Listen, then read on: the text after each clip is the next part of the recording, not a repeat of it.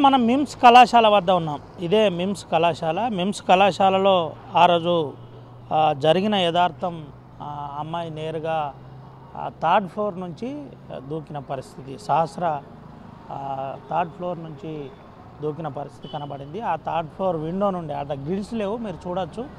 అయితే అక్కడ నుండే పడ్డ అనంతరం నేరుగా ఆ లాస్ట్ ఫస్ట్ పైన ఉన్న రెడ్ కార్నర్ నుంచి సెకండ్ కార్నర్లో అప్పటికే తలకు దెబ్బ తాలిగింది. తల మేజర్గా ఫ్రాక్చర్ అయిన పరిస్థితి, వెంటనే అపస్మారక స్థితిలో వెళ్ళిన పరిస్థితి, కోమాలోకి వెళ్ళినట్టు తెలిసిన పరిస్థితి. అయితే మనం ఒకసారి చూపెట్టచ్చు. నేరుగా 3 ఫ్లోర్ల నిర్మాణం జరిగిన ఈ కళాశాలకు అనుమతులు లేదని నేరుగా డిఐఓ చెప్పిన పరిస్థితి. డిఐఓతో ఇంతకుముందే మనం మాట్లాడినాం. అయితే MIMS IIT and NEET academy అంటూ చెప్పే ప్రయత్నం జరిగింది. ఒకసారి లోపల ఎవరెవరు ఉన్నారు ఏంటి అని తెలుసుకునే ప్రయత్నం చేద్దాం. దీంట్లో ఏసీ క్యాంపస్ అని చెప్పి దీంట్లో ఐఐటి నీట్తో పాటు పలు కోర్సులకు కూడా మేము శిక్షణ ఇస్తామని చెబుతూ లక్షల రూపాయలు, వేల రూపాయలు నేరుగా తీసుకుంటున్న పరిస్థితి. ఇదంతా ఏసీ క్యాంపస్ అని అక్కడ ఏసీ స్కూల్ ఒకటి నిర్మాణం చేశారు. ఆ ఏసీ స్కూల్ మీద కూడా పలు విద్యార్థి సంఘాలు నేరుగా కొన్ని అంశాలు ఆరోపించిన పరిస్థితి కనబడింది. ఆ అంశాలు చాలా క్లియర్గా అసెండ్ భూమిలో బంగ్లాను కట్టారని కొంత చెప్పే ప్రయత్నం. అదంతా కూడా ప్రభుత్వం అధికారులు నిర్ణయించాలి, అసలు విషయం ఏంటి అనేది చూపెట్టాలి. అయితే ఇన్సిడెంట్ జరిగిన తర్వాత కూడా క్లాసులు యథేచ్ఛగా నడుస్తున్నాయి. ఇప్పటిదాకా అధికారులు ఎవరు కూడా పూర్తి స్థాయిలో స్పందించలేదు. పైన హాస్టల్ నడుస్తుంది అని చెబుతున్న పరిస్థితి. హాస్టల్లో ఇటు హాస్టల్లో మేము రెసిడెన్షియల్గా నడుపుతున్నాం, రెసిడెన్సీ ఉంది అని చెబుతున్న పరిస్థితి కనబడింది. అయితే మనం కొంతమంది కూడా ఇక్కడ ఉన్నారు, ఒకసారి వారితో కూడా మాట్లాడించే ప్రయత్నం చేద్దాం. పైన హాస్టల్లో విద్యార్థినులు ఉన్నారు, శిక్షణ ఇక్కడ జరుగుతుందని చెబుతున్న పరిస్థితి కనబడుతుంది. అయితే ఇదంతా కూడా వరండాలో కూడా పూర్తిగా చేస్తున్నారు. అయితే ఈ కాలేజీకి సంబంధించిన అంశంలో క్లియర్గా జిల్లా ఇంటర్మీడియట్ ఎడ్యుకేషన్ అధికారి చెబుతున్న ప్రకారం ఎక్కడ కూడా అనుమతులు మేము ఇవ్వలేదు, మాకు సంబంధం లేదని చెబుతున్న పరిస్థితి. ఇదంతా కూడా డార్మెంటరీ రూమ్గా చెప్పే ప్రయత్నం. ఇక్కడే విద్యార్థులకు పూర్తి స్థాయిలో కొంత భోజనాలు పెట్టే ప్రయత్నం కూడా ఉంది. అయితే దీనికి సంబంధించి అన్ని హంగులతో ఏర్పాటు చేసిన ఈ కళాశాలలో ఎందుకు ఈ సమస్య ఏర్పడింది, అసలు విషయం ఏంటి అనేది యాజమాన్యం చెప్పవలసి ఉంది. అయితే దీనిపై కొంత అధికారులు కూడా ఒక స్పష్టత ఇవ్వలేదు. అమ్మ, ఏం పేరు నీ పేరు? ఏం పేరు అమ్మా? నా పేరు లలిత. ఏం చేస్తారమ్మా? ఎంతమంది ఉన్నారు పిల్లలు పైన? పైన ఏమన్నా వాటర్ మేడంకి క్లాసులు నడుస్తున్నాయా? లేదు, బంద్ ఉన్నాయి. బంద్ ఉన్నాయా? ఏమన్నారమ్మా సార్ వచ్చి? మీద హాస్టల్ నడుస్తుందట కదా? లేదు, బంద్. హాస్టలా? పిల్లలు లేరు ఎవరు. హాస్టల్ నడుస్తుందా? చాలే ఉన్నారు. ఆ అమ్మాయి చనిపోయిన విషయం తెలుసా మీకు? తెలియదు, మాకేం చెప్పలేదు. ఆమె ఇంటికి వెళ్ళింది, వచ్చిన రోజే చనిపోయింది. ఏమైందమ్మా? అందరు దునికిందా, పడ్డదా, ఏమనుకుంటున్నారు? ఆమె దునికింది అంతేనా? పైన ఎందుకు ఏందట ఏమన్నా తెలిసిందా? ఏం తెలియలే, ఆమె దునికింది. ఇక్కడ ఎవరు ఏమైనా లేదు. మీద ఏమేమి క్లాసులు నడుస్తున్నాయి? చదువు చెప్తున్నారా? మంచిగా చెప్తాను. ఇక్కడే చదువు చెప్తున్నారా? యాక్చువల్ మీ సార్ ఉన్నాడా మరి? ఆ వార్డెన్ మేడం ఉందా? ఉంది. ఇది పరిస్థితి. అయితే చదువు ఇక్కడే నడుస్తున్న పరిస్థితి. మనతో పాటు ఒక పాప ఉంది. అమ్మ, ఏం పేరు తల్లి? సాహిత్య. ఇక్కడ చదువుతున్నావు? ఏం చదువుతున్నారు అమ్మ? 4th class. ఏడు నడుస్తున్నాయి క్లాసులు? అక్కడ మిమ్స్ ప్లేన్ హై స్కూల్. ఇప్పుడు ఆ హై స్కూల్ నుంచి ఇక్కడికి వస్తున్నారా? ఆ పైన హాస్టల్లో ఉంటున్నారా మీరు? ఇప్పుడు ఇంటర్మీడియట్ చదువుతున్న సహస్ర చనిపోయిందని అంటున్నారు, తెలుసా మీకు? ఏం జరిగిందిరా ఆ రోజు, ఏమన్నా చెప్పుకున్నారా? ఎంత ఫీజు ఎంతరా? మీ ఫీజు తెలియదు, మీకు అమ్మకి తెలుసు, నాన్నకి తెలుసు, అంతేనా? ఇది పరిస్థితి. అయితే పైన ఆ రెసిడెన్షియల్కు సంబంధించిన కొంత ఉంది, దానికి సంబంధించి పూర్తి వివరాలు చెప్పే ప్రయత్నం కూడా చేద్దాం. అయితే కొంత గోప్యత మెయింటైన్ చేయడానికి కూడా చూస్తున్న పరిస్థితి. మనతో పాటు వార్డెన్ మేడంతో కూడా మాట్లాడించే ప్రయత్నం చేద్దాం. బ్రదర్, ఏం పేరు నీ పేరు? చెప్తాం. ఏం మాటేం రాదా? అవునా, బాగానే పిలుస్తున్నావా? వార్డెన్ సార్ ఏడి? Warden madam? వార్డెన్ మేడం తెలియదా? ఇది పరిస్థితి. అయితే క్లియర్గా అంటే ఇప్పటి వరకు ఎటువంటి అనుమతులు అయితే ఇవ్వలేదు, కానీ ఇదంతా కూడా కొనసాగుతుంది.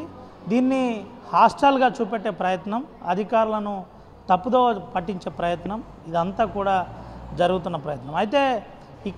అయితే దీనిపై ఒక ప్రచారం అయితే కొనసాగుతుంది. అది నిజమా అబద్ధమా అనేది అధికారుల ఎంక్వైరీలో తెలవలసి ఉంది. ఆ ఎంక్వైరీ చాలా స్పష్టంగా ప్రచారం చాలా స్పష్టంగా ఇక్కడ ఫస్ట్ క్లాస్ నుంచి సెకండ్ క్లాస్ నుంచి థర్డ్ క్లాస్ నుంచి స్టార్ట్ అయిన చదువు ఇంటర్మీడియట్ వరకు డిగ్రీ వరకు ఇక్కడే చదవాలి, అది రూల్. లేదంటే ఒకవేళ టీసీ అడిగితే డిగ్రీకి సంబంధించిన పూర్తి ఫీజు చెల్లించిన తర్వాతే ఇక్కడ నుంచి వెళ్ళాలని ఒక ప్రచారం కొనసాగుతున్న పరిస్థితి. దీనిపై యాజమాన్యం ఏ విధంగా స్పందిస్తారు ఏంటి అనేది తెలుసుకోవాలి.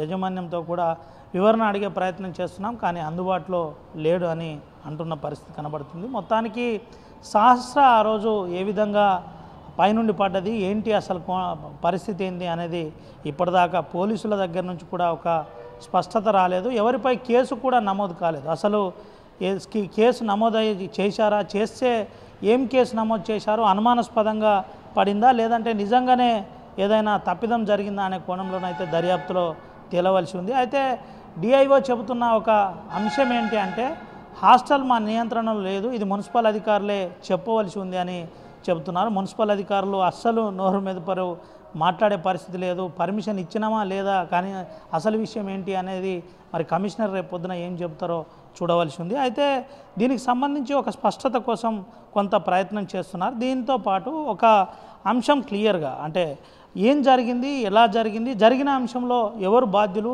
ఏం జరిగిందనే కోణంలో అయితే పూర్తిగా దర్యాప్తు జరగవలసి ఉంది. ఈ దర్యాప్తులో ఎవరెవరు అక్యూజ్డ్గా మారుస్తారు, అసలు నిజంగానే తప్పిదం జరిగిందా, పైనుంచి జారిపడిందా, జారిపడితే విషయం ఏంటి అనే కోణంలో ఇంకా తెలియవలసి ఉంది.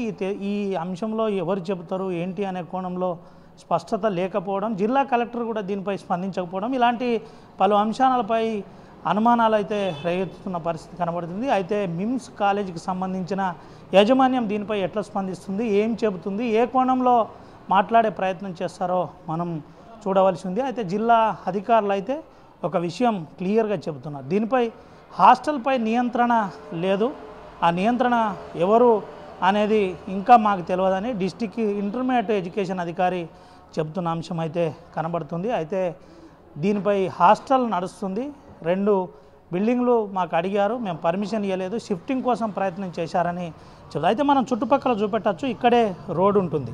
ఒకసారి కెమెరామెన్ సుమన్ సాయంతో చూపెట్టే ప్రయత్నం చేద్దాం. ముందు కాలేజీకి సంబంధించి కొన్ని ప్రిన్సిపల్స్ ఉంటాయి, గ్రౌండ్ కానీ ప్లే గ్రౌండ్ కానీ ఇలాంటి పలు అంశాలు, అంటే చిన్నపిల్లలు అయితే ప్లే గ్రౌండ్ ఉండాలి, దీంతో పాటు కొన్ని ఉండాలి. అయితే ఈ 500 మీటర్ల చుట్టుపక్కల ఎక్కడ కూడా ఆట స్థలం కానీ గ్రౌండ్ కానీ ఇలాంటి ఎక్కడ కూడా మనకు కనబడదు. ఈ నుంచి ముందు వరకు అంతా రోడ్డు ఉంటుంది, చుట్టూ భారీగా నిర్మించిన ఇండ్లు ఉంటాయి. ఇలాంటి ఆ ఇండ్లు చుట్టుపక్కల ఎక్కడ గ్రౌండ్ చూపెట్టారు, ఏం చూపెట్టారు, అసలు నిబంధనలు ఏ విధంగా ఇస్తున్నారో తెలియవలసిన అవసరం ఎంతైనా ఉంది. అయితే దీనిపై అధికారులు మాత్రం కొంత నిర్లక్ష్యంగానే దర్యాప్తు చేస్తున్నారు. ఒక అమ్మాయి పంచాయతీ చేసి 10 లక్షలు అమ్మాయి ప్రాణానికి వెలకట్టారని లోకల్లో ప్రచారం జరుగుతుంది. అసలు విషయం ఏంటి, అధికారులు రేపు ఏ విధంగా చెబుతారు, ఏ విధంగా స్పందిస్తారు.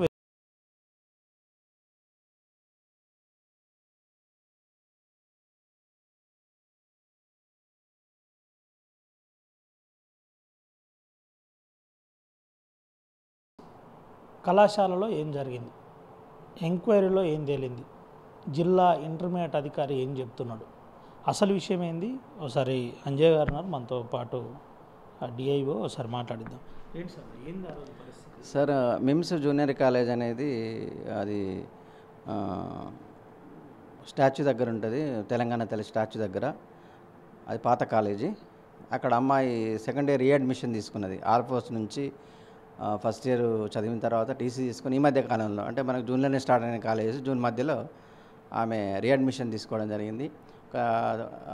ఇంట్లో ఎవరో చనిపోతే ఒక 1 వీక్ లీవ్లో వెళ్ళి ఆ రోజే మధ్యాహ్నం పేరెంట్స్ జాయిన్ చేసిండ్రు. జాయిన్ చేసిన తర్వాత కాలేజ్ అయిన తర్వాత హాస్టల్కి వచ్చింది. హాస్టల్ సపరేట్గా ఉంటుంది.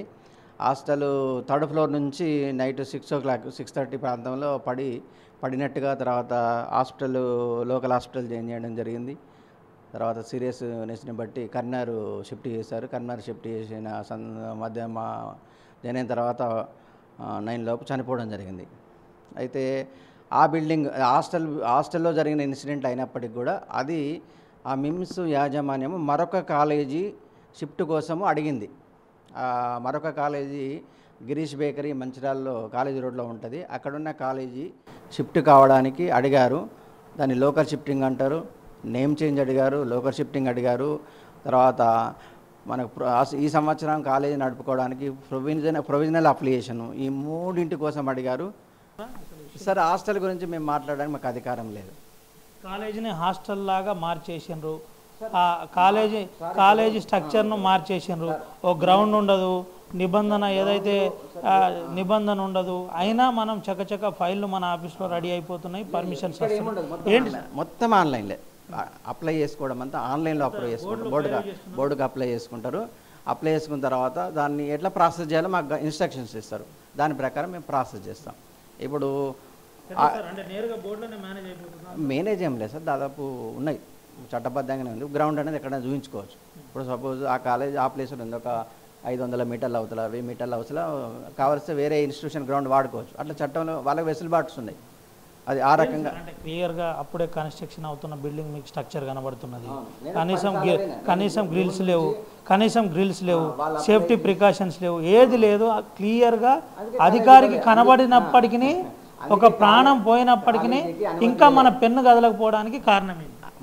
నా పరిధిలో నేను చట్టబద్ధంగా ప్రవర్తిస్తున్నాను. నేను కాలేజీకి అనుమతి ఇప్పటివరకు గ్రాంట్ కాలే. ఎన్ఓసి వచ్చి ఫైర్ ఎన్ఓసి, అది మిక్స్డ్ ఆక్యుపెన్సీ అంటారు సార్. మిక్స్డ్ ఆక్యుపెన్సీ బిల్డింగ్లో ఒక పెద్ద కాంప్లెక్స్లో ఇవన్నీ ఉండొచ్చు, ఎన్ని షాపులైనా ఉండొచ్చు. అలాంటి షాపులు మిక్స్డ్ ఆక్యుపెన్సీలో కాలేజీ నడపాలంటే ఫైర్ ఎన్ఓసి అడుగుతుంది బోర్డు. ఫైర్ ఎన్ఓసి ఇస్తే అందులో ఏ షాపునా బోర్డుకి ఆబ్జెక్షన్ లేదు. అట్లా ఇప్పుడు అది అందులో కిచెన్ ఉంది, హాస్టల్ పెట్టుకుంటున్నాం కాబట్టి మేము ఫైర్ ఎన్ఓసి అడుగుతున్నాం. ఫైర్ ఎన్ఓసి వస్తేనే అక్కడ కాలేజీకి అప్లికేషన్ వస్తుంది, అనుమతి వస్తుంది. ఏమంటున్నారు సార్ యాజమాన్యం? మీరు ఇప్పటికే మాట్లాడి ఉంటారు, స్టేట్మెంట్ రికార్డ్ చేసి ఉంటారు, ఏంటి విషయం అని తెలుసుకొని ఏంటి అసలు? ఇప్పుడు హాస్టల్ కాబట్టి ఏం అడగలే. ఇప్పటి వరకు బోర్డుకు మాత్రమే కంప్లైంట్ చేసినాం. మీ ప్రెస్ మిత్రులతో మాట్లాడినాం, విద్యార్థి సంఘాలతో మాట్లాడినాం, కలెక్టర్ గారికి ఇన్ఫర్మేషన్ ఇచ్చాం, బోర్డు కూడా ఇన్ఫర్మేషన్ ఇచ్చి కూర్చున్నాం. ఏం ఆర్డర్స్ వస్తే చూడాలి. జరిగిన ఇన్సిడెంట్స్ బోర్డు దృష్టికి తీసుకెళ్ళాం. ఏం ఆర్డర్స్ వస్తే దాని ప్రకారం ముందుకెళ్తాం. ఏం చెప్తారు సార్ ఒక డిస్ట్రిక్ట్ ఆఫీసర్గా, జిల్లా ఇంటర్మీడియట్ అధికారిగా మీరు ఏం చెప్తారు సార్? అది హాస్టల్ ప్లస్ కాలేజ్ అనేది వేరు అంశాలు. ఎవరికొవరికి అధికారం, ఎవరికొవరికైతే నియంత్రణ అధికారం అయితే ఉండాలి. ఇప్పుడు హాస్టల్స్ ఎవరు శాంక్షనింగ్ పవర్ ఉండాలి, దాని మీద కంట్రోలింగ్ పవర్ కూడా ఉండాలి. శాంక్షన్ ఎవరైతే ఇస్తారో వాళ్ళే బాధ్యులు. రేపు విజిట్ చేయడానికి కానీ, అక్కడ చట్టం పాటిస్తుందా లేదా కానీ, చట్టబద్ధంగా నడుస్తుందా లేదా కానీ, అన్ని ప్రికాషన్స్ ఉన్నాయా అంటే, హాస్టల్ శాంక్షన్ చేసేటప్పుడు గవర్నమెంట్ రూపొందించిన అన్ని నియమ నిబంధనలు పాటించబడుతున్నాయా లేదనేది ఎవరికొకరికి ఇవ్వాలి బాధ్యత. మాకు ఇస్తే మేమే మానిటర్ చేస్తాం. మా కాలేజ్ మానిటరింగ్ కాబట్టి మా బోర్డు పరిధి ప్రకారం కాలేజ్ ఎట్లా నడవాలి, కాలేజ్ నిర్వహణకు సంబంధించిన అన్ని రూల్స్ రెగ్యులేషన్స్ ఇంప్లిమెంట్ అవుతున్నా లేదా మేము చూస్తాం. గవర్నమెంట్ కాలేజ్కైనా ప్రైవేట్ కాలేజ్కైనా అన్నీ అవే నియమ నిబంధనలు, ప్రత్యేకంగా ఏమీ ఉండవు. కాబట్టి అక్కడ నియమ నిబంధనలు ల్యాప్సెస్ ప్లస్ హాస్టల్స్ ఎవరు ఇచ్చారు శాంక్షన్, ఎవరు ఇవ్వాలి. అసలు ఇవ్వచ్చా హాస్టల్స్? కాలేజ్ మీద హాస్టల్ వాళ్ళ ఇష్టం, ఇవ్వచ్చని మనం చెప్పలేం. మాకు 2 ఫ్లోర్లలో మిక్స్డ్ ఆక్యుపెన్సీ అని చెప్పాను. అందులో ఏ బిజినెస్ ఉన్న బోర్డుకి ఆబ్జెక్షన్ లేదు.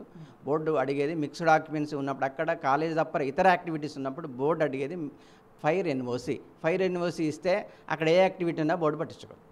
అలా స్కూల్ ఉండని, హోటల్ ఉండని. ఈ చెన్నూరులో ఒక పెద్ద కాంప్లెక్స్ ఉంది, రోడ్డు మైనార్టీ కాలేజ్ కింద అన్ని షాప్సే, పైన మైనార్టీ కాలేజ్. ఏంటి సార్ అమ్మాయి పేరు డీటెయిల్స్?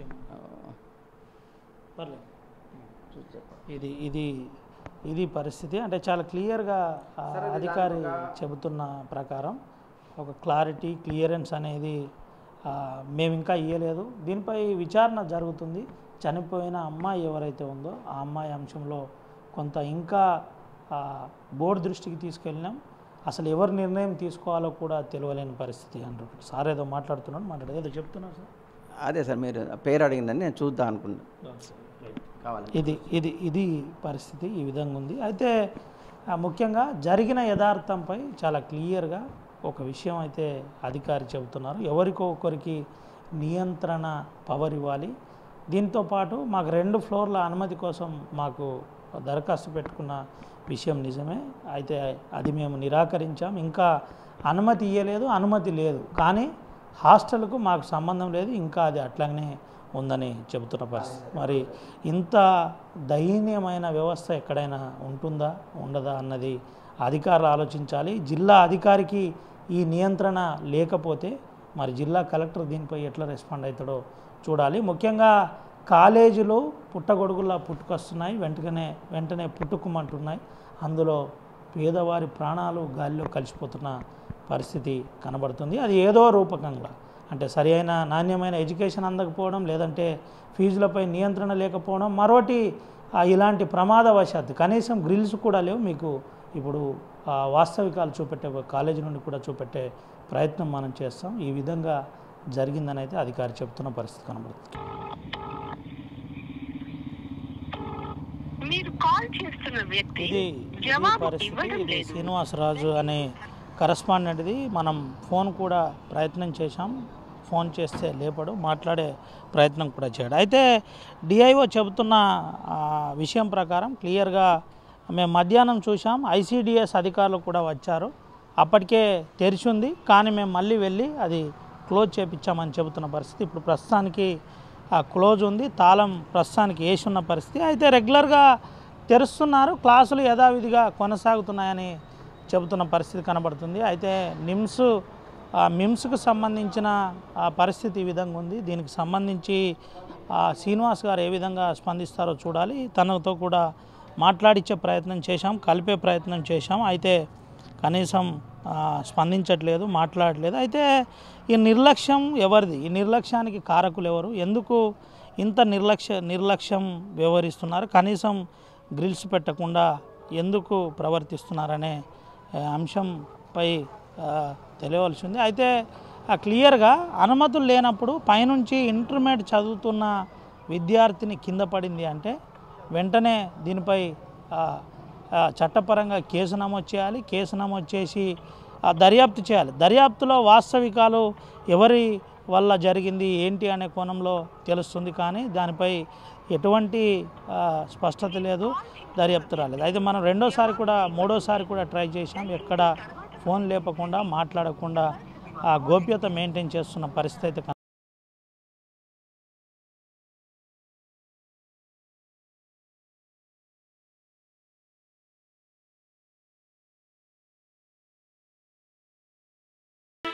ముమ్మాటికి కాలేజ్ యొక్క ప్రికాషన్స్, సేఫ్టీ మెజర్మెంట్స్ ఏం లేకపోవడం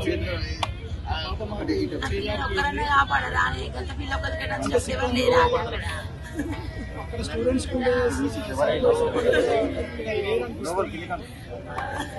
వాళ్ళు మా పాప పడిపోయినప్పుడు నాకు చెప్పిన ఇన్ఫర్మేషన్ ఒకటి, నాకు చేసిన ఫోన్ ఒకటి,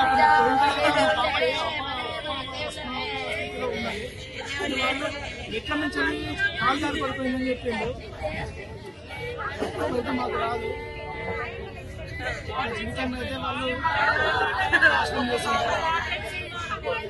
పిటిషన్ ఇచ్చినాం, నిన్నే ఇచ్చినాం మేము.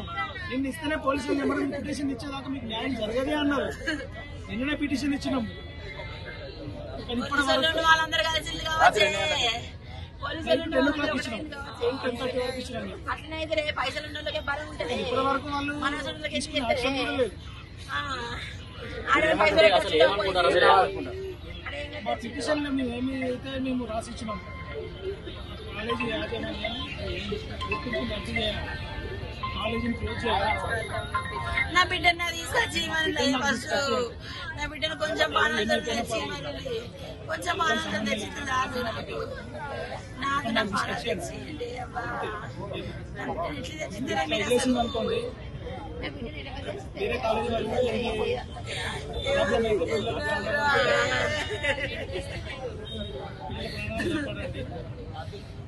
మీరైతే మీడియా పరంగా న్యూస్ని కొంచెం జనాల్లోకి పంపించి కొంచెం స్టూడెంట్స్కి న్యాయం చేయాలి.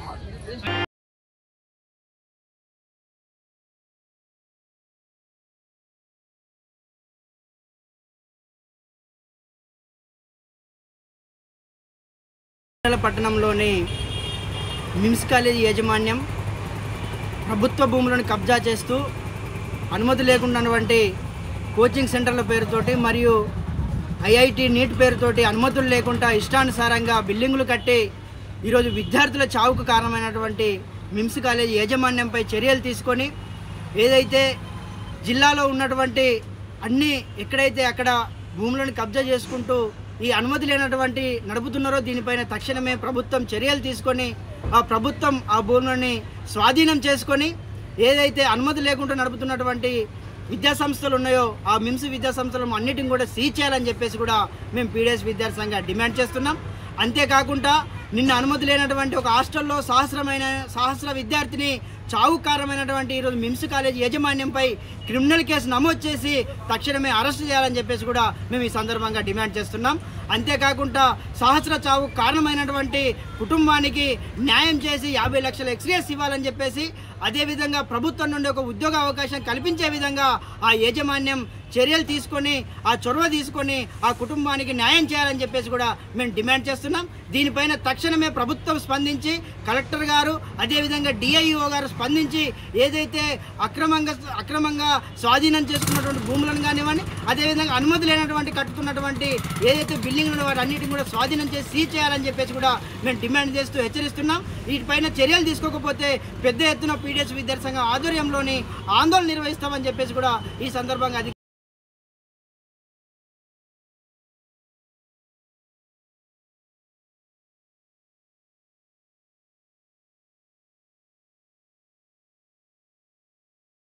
తెలుగులో ఫాస్టెస్ట్ న్యూస్ యాప్ ఇప్పుడు కొత్త అవతారంలో 5 సెకండ్లోనే పూర్తి వార్తా సమాచారం మీ చేతిలో. సోషల్ మీడియా ట్రెండ్స్ మీ కళ్ళ ముందుకే live TV and voice search ఆప్షన్స్తో ఇప్పుడే డౌన్లోడ్ చేయండి. యాప్ లింక్ డిస్క్రిప్షన్లో ఉంది.